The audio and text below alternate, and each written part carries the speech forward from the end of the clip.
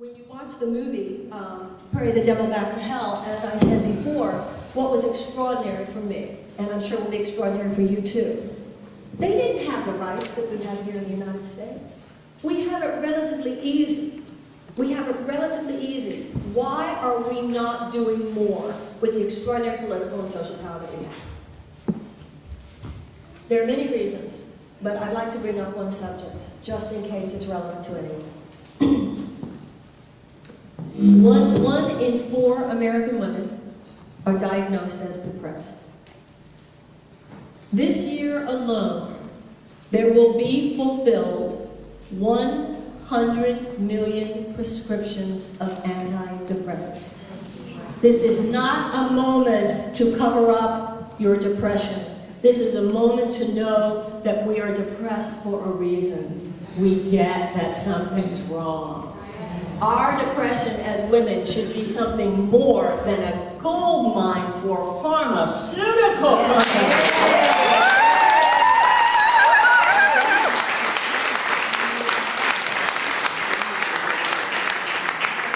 There's another story that fascinated me, and that had to do with a chimpanzee village, a chimpanzee community in Africa.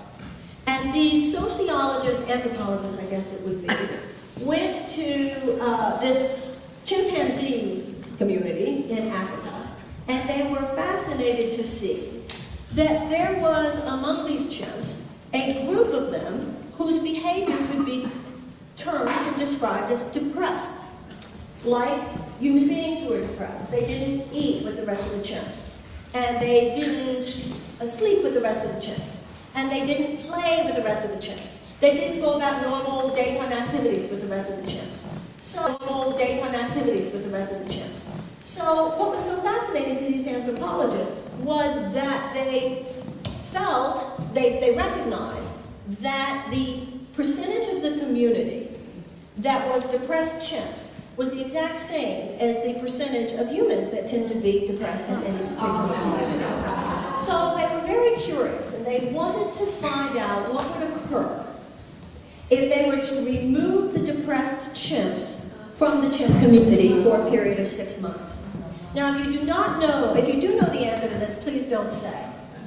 To those of you who do not know the answer, they've removed the depressed chimps. They come back 6 months later to see what, if any, effect there was on the not depressed chimps, having had the depressed chimps removed from among them. What do you think they found? Is that your final answer? I'm certain everybody gets that. Oh, yeah. The entire healthy chimp village was dead. What? No. What they realized was that the depressed chimps were the early warning system. They were depressed because they saw that clouds were coming. And they went and warned everyone else that the dark storm clouds were on the horizon. They were depressed because they saw a herd of elephants coming. So they went and they warned the other chimps that the elephants were coming. They were depressed because they saw the water rising and they knew that the water was going to flood the village, and they went and they warned the others. You remove the early warning system, you destroy the entire system.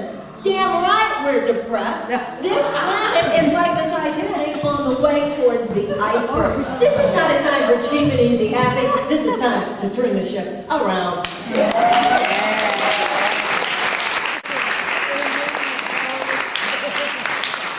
Now, in order to do that, we need to move out of probability vector. And the probability vectors are very grim for the next 20 years. This is where spirituality comes in. We need to move out of probability into possibility. This is why the person who's leading a Course in Miracles group is as important as a woman or a man who's running for office. Yeah. Because it's the marriage of the two. It's about stepping into a set of possibilities that the linear thinking left brain does not necessarily see in front of us. So there is work to be done. What are you supposed to do? None of my business.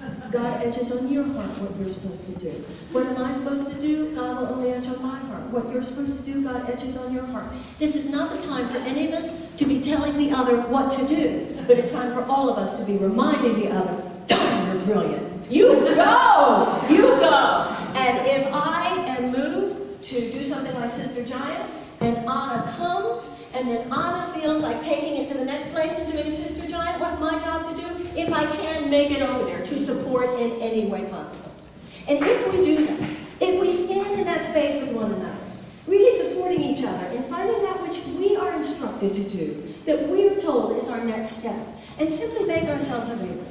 That is one thing we had with the feminism of the 1970s. We got it. That it's not just about every woman being able to get anything. It's about women being sisters, about sisterhood, about knowing that none of us will get there unless all of us get there. And we don't want to just get there so that we'll have money. We don't want to just get there so we'll have power. We don't want to just get there so we get anything. We want to get there in order to have money, in order to have power, in order to have self-actualization, in order to have peace, because at that point, we will be so aligned with the truth of our being that we will get about our father and mother's business. And we will remember our ancestors, and we will remember our great-great-grandchildren. We will remember, most importantly, the power that lies inside us, and we will remember that that power lies in each and every one of us. And then we will be real women. And we will stand up as sisters. We will stand up as sisters to each other, and we will stand up as sisters to the men that we love, to our husbands, to our lovers, to our brothers, to our friends, and together we will give birth to a different world.